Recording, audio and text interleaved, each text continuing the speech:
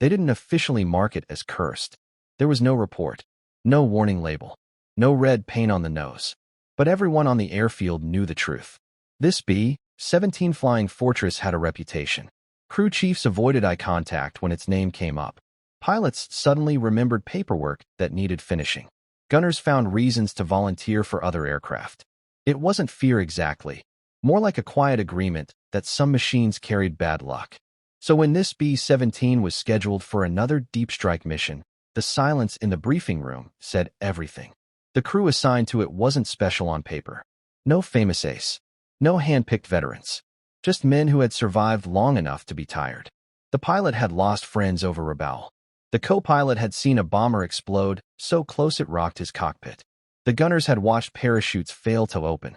They knew luck was temporary, and fear was contagious. The pilot had lost friends over Rabaul. The co-pilot had seen a bomber explode so close it rocked his cockpit. The gunners had watched parachutes fail to open. They knew luck was temporary, and fear was contagious. When someone muttered the word cursed, the pilot didn't argue. He just said, then let's survive it. The mission route was brutal. Long range, heavy payload, limited escort. Intelligence warned of increased zero activity, experienced Japanese pilots defending critical airspace. As the engines roared to life, the B-17 rolled down the runway like it had done before. The ground crew watched in uneasy silence. No jokes, no waves. The bomber lifted into the sky. At altitude, the air grew thin and cold. Oxygen masks came on. The drone of 4 engines became constant, hypnotic. Below them, nothing but ocean and scattered islands. Then the flak started. Black bursts opened around the formation, rocking aircraft violently. Shrapnel tore through aluminum skin. One bomber took a direct hit and fell away trailing smoke. The formation tightened. And then the call came over the radio. Bandits. Multiple contacts. Dark shapes climbed toward them. Fast, agile, deadly. Japanese Mitsubishi A6 M0s. They came in confidently. These pilots had done this before. Bombers were slow. Predictable. Big targets that burned well. The first attack was textbook. Head-on passes. Machine gun fire ripping past the cockpit. The nose gunner fired until the Zero pulled away trailing smoke. Then another came from above. The top turret roared.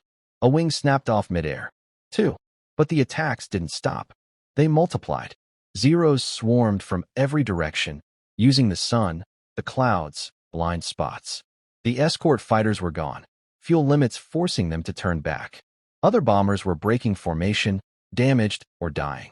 Within minutes, the cursed B-17 was alone. Completely alone. The radio filled with chaos, calls for help, screams, static. Then nothing.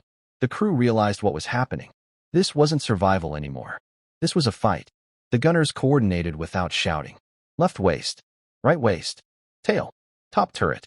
Each man trusted the others completely. No wasted rounds. No panic. Zeros kept coming. One exploded near the tail. Another spun downward, pilot slumped forward. The sky filled with smoke and falling debris. The pilot flew aggressively, something bombers weren't supposed to do. Slight turns. Controlled changes in altitude. He forced the Zeros into predictable attack paths. It worked. Every pass was met with overlapping fields of fire. By now, Japanese pilots realized this wasn't a normal bomber. But pride, fuel, and orders pushed them forward. They had to finish it. They didn't. One by one, the Zeros disappeared. Flames, smoke, silence. When the last enemy aircraft broke off, the sky suddenly felt empty. The crew didn't cheer. They were too busy staying alive. The pilot had lost friends over Rabaul. The co-pilot had seen a bomber explode so close it rocked his cockpit. The gunners had watched parachutes fail to open. They knew luck was temporary, and fear was contagious. When someone muttered the word cursed, the pilot didn't argue. He just said, then let's survive it. The mission route was brutal. Long range, heavy payload, limited escort. Intelligence warned of increased zero activity, experienced Japanese pilots defending critical airspace. Alone. The rumors died that day. No one called the B-17 cursed anymore. They called it unstoppable. But the crew knew the truth. There was never a curse. Just fear waiting to be challenged. In the end, steel doesn't decide battles. Men do.